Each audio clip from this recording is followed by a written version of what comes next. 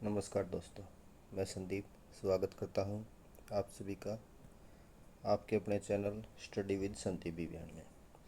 दोस्तों, आज हम अपनी एनसीईआरटी की सीरीज शुरू करने जा रहे हैं और जो हमने बुक ली है वो ली है सिक्स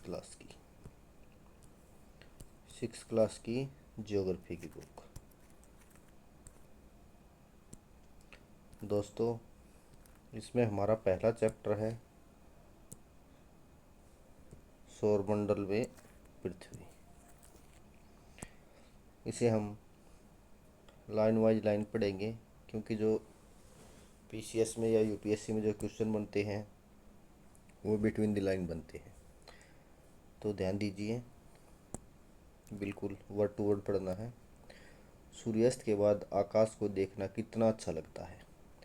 आसमान में पहले एक या दो चमकते बिंदु ही दिखते हैं, लेकिन बाद में इनकी संख्या बढ़ती जाती है।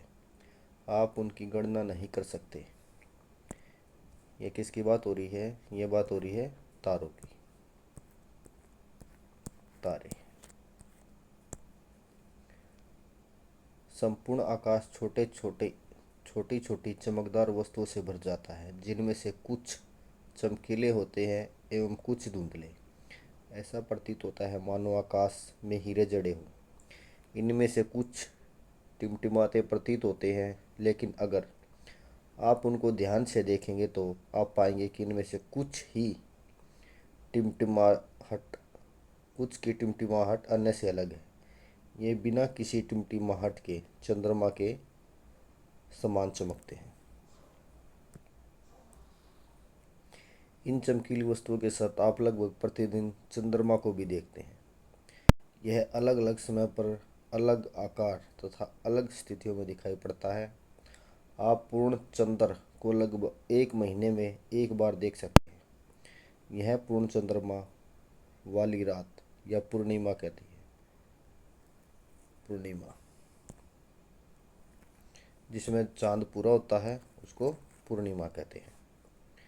15 दिन के बाद आप इसे नहीं देख सकते। यह नए चंद्र की रात्रि या अमावस्या होती है।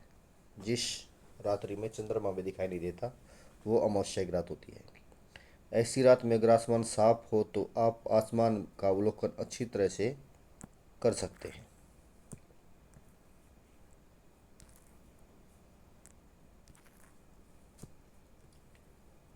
क्या आप इस बात पर आश्चर्य नहीं होता कि हम दिन के समय चंद्रमा एवं अन्य सभी छोटी चमकीली वस्तुओं को क्यों नहीं देख पाते? ऐसा इसलिए है क्योंकि सूर्य के अत्यधिक तेज प्रकाश के कारण रात के समय चमकने वाली वस्तुओं को हम दिन में नहीं देख पाते हैं। सूर्य, चंद्रमा तथा वे सभी वस्तुएं जो रात के समय आसमान में चमकती है खगोलीय पिंड कहलाते हैं। ये खगोलीय पिंड की परिभाषा है यहाँ पे, ये देखिए। खगोलीय पिंड किसे कहते हैं? सूर्य, चंद्रमा तथा वे सभी वस्तुएं जो रात के समय आसमान में चमकती है खगोलीय पिंड कहलाती हैं। कुछ खगोलीय पिंड बड़े आकार वाले तथा गर्म होते हैं। ये गैसों से बने होते हैं। इनके पास अपनी ऊष्मा तथा प्रकाश होता है, जिसे वे बहुत बड़ी मात्रा में उत्सर्जित करते हैं। इन खगोलीय पिंडों को तारा कहते हैं। सूर्य भी क्या है? एक तारा। ये क्वेश्चन आया हुआ है कई बार, तो सूर्य क्या है? एक तारा है। जैसे ये ध्रुव तारा है यहाँ पे, और ये सप्तऋषि तारा मंडल है। देखो, दो तारे, ये दो, ये दो, ये और एक ये, तो 7 तारा होगा। इनको बोलते हैं सप्तऋषि तारा मंडल। इन 7 तारों को सप्तऋषि तारा मंडल कहता है। और जो ध्रुव तारा होता है वो हमेशा उत्तर दिशा में स्थित होता है। यूपीएससी में ध्रुव तारे से क्वेश्चन भी आया हुआ पहले। तो रात के समय चमकते हुए अनगिनत तारे। रात के समय चमकते हुए अनगिनत तारे सूर्य के समान ही हैं, लेकिन हमसे बहुत अधिक दूर होने के कारण हम लोग उनकी ऊष्मा या प्रकाश को महसूस नहीं करते तथा वे अत्यंत छोटे दिखाई पड़ते हैं। आपने अवश्य ध्यान दिया होगा कि कुछ दूरी से देखने पर सभी वस्तुएं छोटी दिखाई पड़ती हैं। अत्यधिक ऊंचाई पर उड़ रहा हवाई जहाज कितना छोटा दिखाई देता है। रात्रि में आसमान की ओर देखते समय आप तारों के विभिन्न समूहों द्वारा बनाई गई विविध आकृतियों को देख सकते हैं। ये नक्षत्र मंडल कहलाते हैं। अर्सा मेजर या बिग बियर इसी प्रकार का एक नक्षत्र मंडल है। अर्सा मेजर या बिग बियर क्या है, क्वेश्चन आ सकता है। अर्सा मेजर या बिग बियर क्या कहलाता है, तो एक क्या है, ये कि नक्षत्र मंडल है। बहुत आसानी से पहचान में आने वाला नक्षत्र मंडल है। समोल बियर या सप्तऋषि, जो 7 तारों का समूह बताया ना, तो ये क्या है कि ये भी एक तारामंडल ही है, जो आसानी से पहचान में आ जाता है। ये 7 तारों का समूह है। ये 7 तारों का समूह है जो कि एक बड़े नक्षत्र मंडल अर्सा मेजर का भाग है।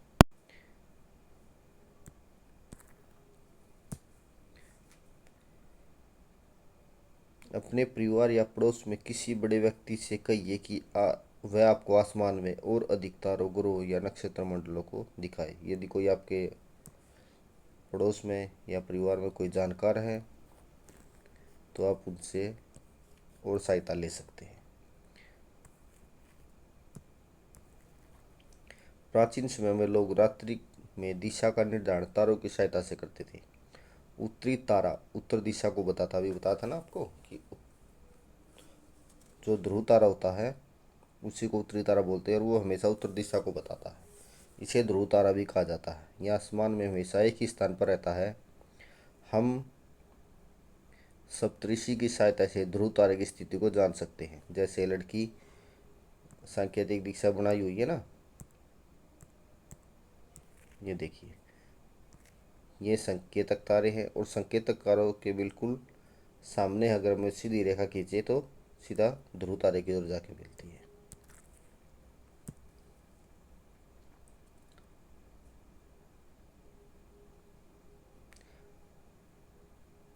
यह आसमान में हमेशा एक ही स्थान पर रहता है। हम सप्तऋषि की तरह से ध्रुव तारे की स्थिति को जान सकते हैं, जैसे चित्र में दिखाया गया है।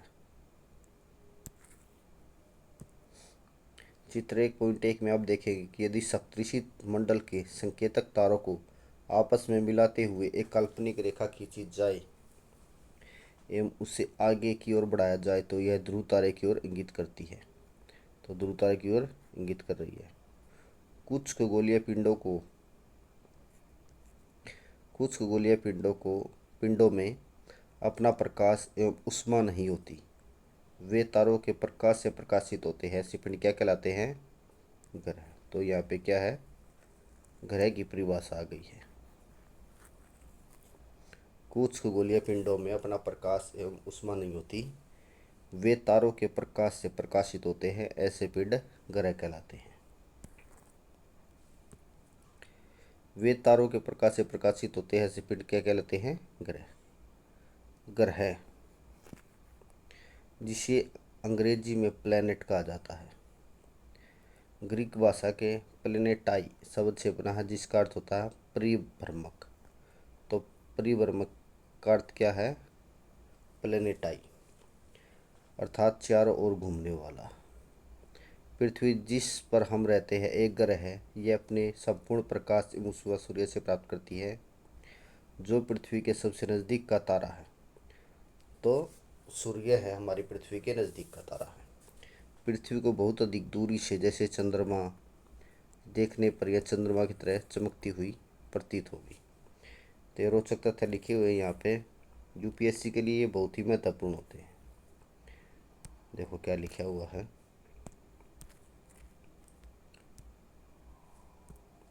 कुछ रोचक तथ्य ये वाले जो एनसीईआरटी में साइड में जो ऐसे बॉक्स बने होते हैं ना, तो एनसीईआरटी यूपीएससी उनसे बहुत क्वेश्चन पूछती है। क्या लिखा हुआ है, बृहस्पति, शनि तथा यूरेनस के चारों ओर छल्ले हैं। ये छल्ले विभिन्न पदार्थों की असंख्य छोटे छोटे पिंडों से बनी पट्टियां हैं। पृथ्वी से इन छल्लों को शक्तिशाली दूरबीन की सहायता से देखा जा सकता है। तो ये सौरमंडल का एक चित्र दे रखा है एनसीईआरटी की बुक में, इसे भी ध्यान से पढ़ें, इससे भी क्वेश्चन बन सकते हैं। तो आगे चलते हैं। देखो ये बॉक्स बने हुए हैं, जैसे ये बॉक्स बने हुए हैं, ये क्या है, इम्पोर्टेंट क्वेश्चन के पार्ट है। क्या आप जानते हैं पौराणिक रोमन कहानियों में सोल सूर्य देवता को कहा जाता था। जैसे क्वेश्चन आ जाएगा सोल, जैसे यूपीएससी में पहले क्वेश्चन आया था फणम, तो फणम क्या होते हैं, सिक्के। ऐसे ही सूर्य देवता के बारे में पूछ सकते हैं कि सोल क्या है, तो सोल क्या है, सूर्य। पौराणिक रोमन कहानियों में सोल सूर्य देवता को कहा जाता है। सौर शब्द का अर्थ है सूर्य से संबंधित, इसलिए सूर्य के परिवार को सौरमंडल, सूर्य के परिवार का क्या जाता है, सौरमंडल, सोलर सिस्टम कहा जाता है। सौर शब्द का उपयोग करते हुए अधिक शब्दों को लिखे।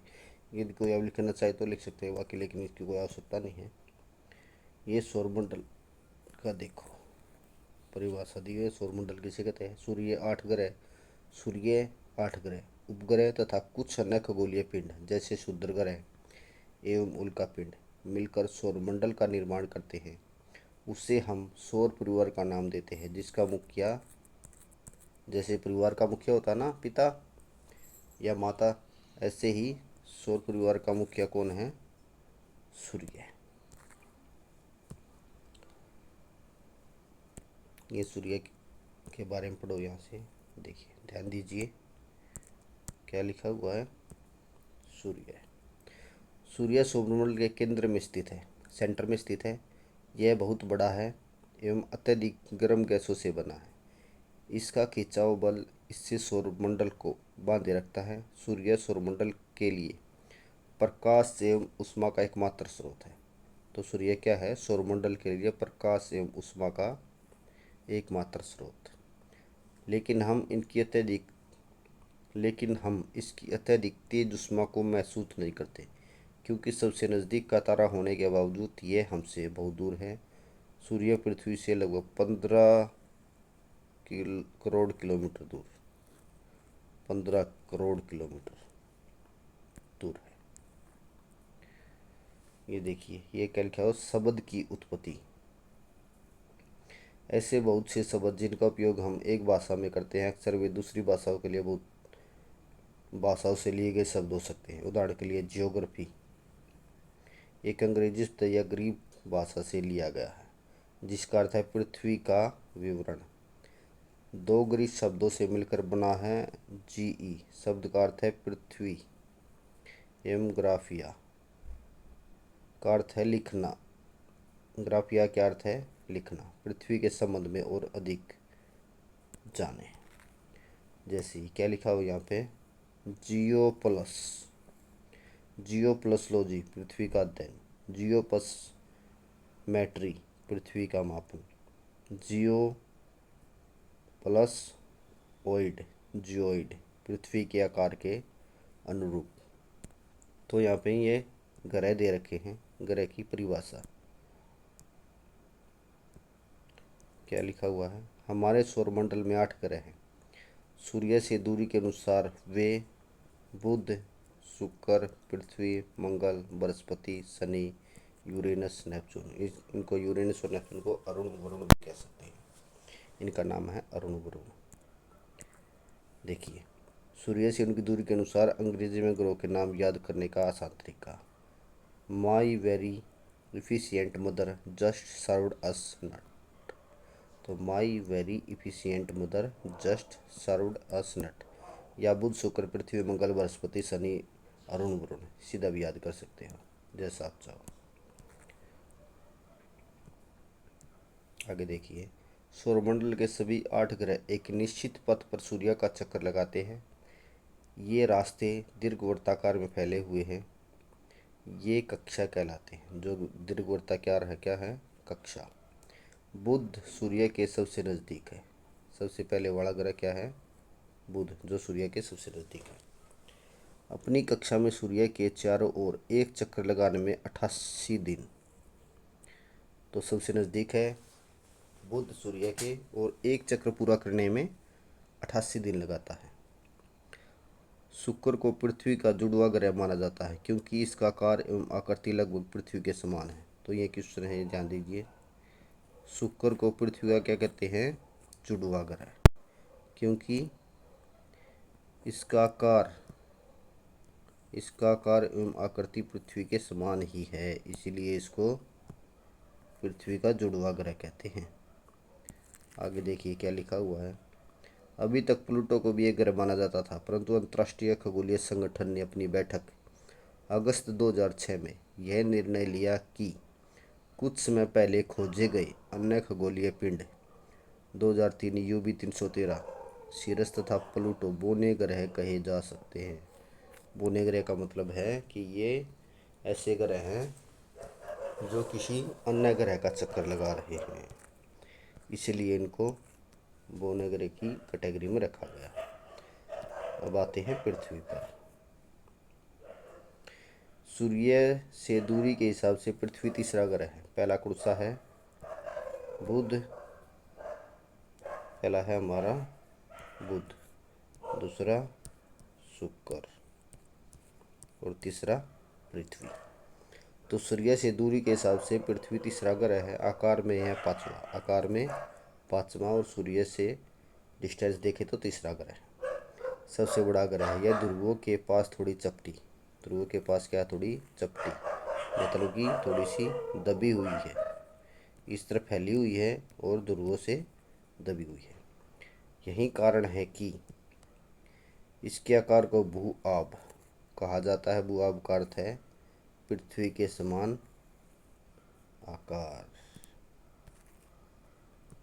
जीवन के लिए अनुकूल परिस्थितियाँ संभवतः केवल पृथ्वी पर ही पाई जाती है। पृथ्वी न तो अधिक गर्म है और न ही अधिक ठंडी। यहाँ पानी एवं वायु उपस्थित है जो हमारे जीवन के लिए आवश्यक है। वायु में जीवन के लिए आवश्यक गैसें जैसे ऑक्सीजन मौजूद है। इन्हीं कारणों से पृथ्वी सौरमंडल का सबसे अद्भुत ग्रह। तो पृथ्वी सौरमंडल का अद्भुत क्यों है? क्योंकि यहाँ पर ऑक्सीजन पाई जाती है जीवन के लिए। आगे देखिए, अंतरिक्ष से देखने पर पृथ्वी नीले रंग की दिखाई पड़ती है क्योंकि इसकी 2/3 हिस्सा पानी से ढकी हुई है, इसलिए इसे नीला ग्रह कहा जाता है। लगभग 70% क्या है पृथ्वी पर? वाटर। 2/3 जो हिस्सा है पृथ्वी का वो पानी से ढका हुआ है। आगे देखिए, आगे क्या है? चंद्रमा। हमारी पृथ्वी के पास केवल एक उपग्रह है, चंद्रमा। तो हमारे उपग्रह का क्या नाम है? हमारी पृथ्वी के उपग्रह का नाम चंद्रमा, चंद्रमा भी बोलते हैं हम इसे। इसका व्यास पृथ्वी के व्यास का केवल 1/4 1/4 है। यह इतना बड़ा इसलिए प्रतीत होता है क्योंकि यह हमारे ग्रह से अन्य खगोलीय पिंडों की अपेक्षा नज़दीक है। क्योंकि यह पृथ्वी के नज़दीक है इसलिए थोड़ा सा बड़ा प्रतीत होता है। यह हमसे लगभग 3,84,400 किलोमीटर दूर है। और सूर्य कितना है? 15 करोड़। और ये कितना है? 3,84,400। अब आप पृथ्वी से सूर्य एवं चंद्रमा की दूरी की तुलना कर सकते हैं। तो भी हमने चंद्रमा की तुलना की। चंद्रमा कहाँ है? 3,84,400 और सूर्य कितना है? 15 करोड़। देखिए बॉक्स लिखा होता है कि यहाँ पे ये बॉक्स है, तो ये क्या है? इम्पोर्टेंट बॉक्स है। रोचक तथ्य लिखे हुए हैं, इसको ध्यान से पढ़िए। नील आर्मस्ट्रांग पहले व्यक्ति थे जिन्होंने 21 जुलाई 1969 को सबसे पहले चंद्रमा की सतह पर कदम रखा। मालूम करो कि क्या कोई भारतीय चंद्रमा पर गया है। तो ऐसा कोई भारतीय जो चंद्रमा पर गया हो उसका नाम कमेंट बॉक्स में ज़रूर लिखिए। आगे देखिए ये बॉक्स, इस बॉक्स में देखिए उपग्रह, मानव निर्मित उपग्रह। ध्यान से पढ़िए। उपग्रह क्या है? एक खगोलीय पिंड है जो ग्रहों के चारों ओर उसी प्रकार चक्कर लगाता है जिस प्रकार ग्रह सूर्य के चारों ओर चक्कर लगाते हैं। ग्रह क्या है? ग्रह तो सूर्य के चारों ओर चक्कर लगाते हैं, और जो उपग्रह होते हैं वो ग्रहों के चारों ओर चक्कर लगाते हैं। मानव निर्मित उपग्रह, मानव निर्मित उपग्रह जो मनुष्य ने बनाए हैं, कृत्रिम उपग्रह बोलते हैं। ऐसे कृत्रिम पिंड हैं या वैज्ञानिकों द्वारा बनाया गया है जिसका उपयोग ब्रह्मांड के बारे में जानकारी प्राप्त करने एवं पृथ्वी पर संचार माध्यम के लिए किया जाता है। इसे रॉकेट के द्वारा अंतरिक्ष में भेजा जाता है एवं पृथ्वी की कक्षा में स्थापित कर दिया जाता है। अंतरिक्ष में उपस्थित कुछ भारतीय उपग्रह इनसैट, IRS, एडुसेट इत्यादि हैं। ये बॉक्स फिर से आ गया। ये देखिए, जीव एवं पौधों को जीवित रहने तथा विकसित करने के लिए किस तत्वों की आवश्यकता होती है? तो किस तत्व की आवश्यकता होती है? जल, एक तो गैस, गैस की होगी। गैस में क्या होगी? जीव के लिए तो ऑक्सीजन O2, और पौधों के लिए CO2 और वाटर। ये जीव और पौधों दोनों के लिए जरूरी गैसें और जल है। तो चंद्रमा पृथ्वी का चक्कर 27 दिन में पूरा करता है। लगभग इतने समय में यह अपने अक्ष पर एक चक्कर पूरा करता है। इसके परिणाम स्वरूप पृथ्वी से हमें चंद्रमा का केवल एक ही भाग दिखाई पड़ता है। ऐसा क्यों होता है? देखिए, सूर्य है, सूर्य के चारों ओर हमारी पृथ्वी घूम रही है, ठीक है, और पृथ्वी के ही चारों ओर क्या घूम रहा है? चंद्रमा। अब जितनी रोटेशन में लगभग, देखो एक्चुअली होता क्या है कि जितना टाइम अपने अक्ष पर घूमता है ना चंद्रमा, उतने ही टाइम में पृथ्वी का भी पूरा चक्कर लगाता है। तो इसलिए हमें केवल चंद्रमा का एक ही भाग दिखाई पड़ता है। चंद्रमा पृथ्वी का एक चक्कर लगभग 27 दिन में पूरा करता है। लगभग इतने ही समय में यह अपने अक्ष पर एक चक्कर पूरा भी करता है। इसके परिणाम स्वरूप पृथ्वी से हमें चंद्रमा का केवल एक ही भाग दिखाई देता है, क्योंकि दोनों रोटेशन एक साथ होती है इसकी, इसलिए हमें केवल चंद्रमा का एक ही पार्ट दिखाई देता है। आगे देखिए, चंद्रमा की परिस्थितियाँ जीवन के लिए अनुकूल नहीं है। यहाँ न पानी है और न ही वायु है। तो हम पानी की और उसकी खोज कर रहे हैं चंद्रमा पर। हमने चंद्रयान 1, 2, 3 भेजे हैं, चंद्र मिशन अपने जो हैं। इसी सतह पर पर्वत, मैदान एवं गड्ढे हैं जो चंद्रमा को सतह पर छाया बनाते हैं। पूर्णिमा के दिन चंद्रमा पर इनकी छाया को देखा जा सकता है। पूर्णिमा क्या होती है? जब अर्धचंद्र होता है।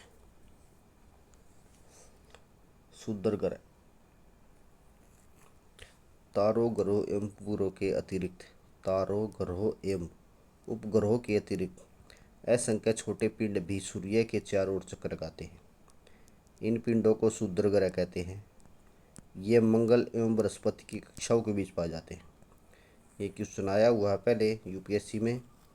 जो क्षुद्र ग्रह होते हैं वो किसकी कक्षाओं के बीच पाए जाते हैं? तो मंगल एवं बृहस्पति की कक्षाओं के बीच पाए जाते हैं। ऐसी ये क्षुद्र ग्रह का पिक्चर दे रखी है यहाँ पे, जो कि बहुत वर्ष पहले विस्फोट के बाद ग्रहों से टूटकर अलग हो गए। तो ये क्या है? क्षुद्र ग्रह क्या है? ग्रहों के ही पार्ट हैं जो विस्फोट के कारण उनसे टूटकर अलग हो गए हैं। अगला क्या है? उल्कापिंड। सूर्य के चारों ओर चक्कर लगाने वाले पत्थर के छोटे छोटे टुकड़ों को उल्कापिंड कहते हैं। सूर्य के चारों ओर चक्कर लगाने वाले जो पत्थर के टुकड़े हैं छोटे छोटे, को क्या कहते हैं? उल्कापिंड। कभी कभी ये उल्कापिंड पृथ्वी के इतने नज़दीक आ जाते हैं कि इनकी प्रवृत्ति पृथ्वी पर गिरने की होती है। इस प्रक्रिया के दौरान वायु के साथ घर्षण होने के कारण ये गर्म होकर जल जाते हैं। जब पृथ्वी की वायुमंडल में प्रेस करते हैं तो घर्षण बल पैदा होता है, और घर्षण बल पैदा होने के कारण एक चिंगारी उत्पन्न होती है, और उस चिंगारी के कारण क्या हो जाता है, ये जल जाते हैं, धरातल पर पहुंच नहीं पाते। फलस्वरूप चमकदार प्रकाश उत्पन्न होता है। कभी कभी कोई उल्का पूरी तरह जले बिना पृथ्वी पर गिरती है, जिससे धरातल का गड्ढा बन जाता है। क्या आपने तारों वाले खुले आकाश में एक ओर से दूसरी ओर तक फैली चौड़ी सफेद पट्टी की तरह एक चमकदार रास्ते को देखा है? यह लाखों तारों का समूह, यह पट्टी क्या कहलाती है? आकाशगंगा या मिल्की वे। यह पट्टी आकाशगंगा या मिल्की वे है। हमारा सौरमंडल इस आकाशगंगा का एक भाग है। प्राचीन भारत में इसकी कल्पना आकाश में प्रकाश की एक बहती नदी की से की गई है। तो प्राचीन काल में क्या कहते थे कि आकाश में एक बहती हुई नदी है। इस प्रकार इसका नाम आकाशगंगा पड़ गया था। आकाशगंगा करोड़ों तारों, बादलों तथा गैसों की एक प्रणाली है। इस प्रकार की लाखों आकाशगंगाएं मिलकर ब्रह्मांड का निर्माण करती हैं। तो लाखों आकाशगंगाओं से क्या बनना है? ब्रह्मांड। ब्रह्मांड की विशालता की कल्पना करना अत्यधिक कठिन है। वैज्ञानिक अभी भी इसके बारे में अधिक से अधिक जानकारी करने में जुटे हैं। इसके आकार के संबंध में हमें कोई जानकारी नहीं है, लेकिन फिर भी हम जानते हैं कि हम सभी से इसी ब्रह्मांड का हिस्सा है। ये देखिए, जैसे ये ब्रह्मांड के आकाशगंगा, सौरमंडल, पृथ्वी, और ये हमारा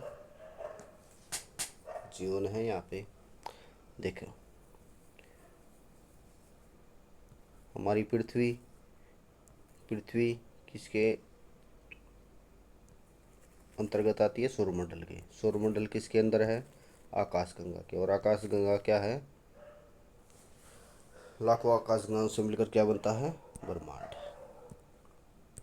ये देखिए, क्या ब्रह्मांड के साथ अपना संबंध बता सकते हैं? तो यह क्या है? ब्रह्मांड के साथ हमारा संबंध। आप पृथ्वी पर हैं तथा पृथ्वी सौरमंडल का एक भाग है।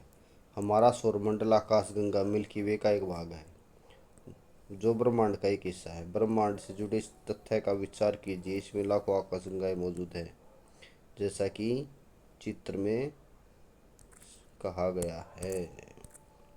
तो ये हमारा कंप्लीट होता है ये चैप्टर। तो आपने ज़रूर इसको ध्यान से पढ़ा होगा। एनसीईआरटी का क्या है? एनसीईआरटी मेन पार्ट होता है यूपीएससी की जर्नी में।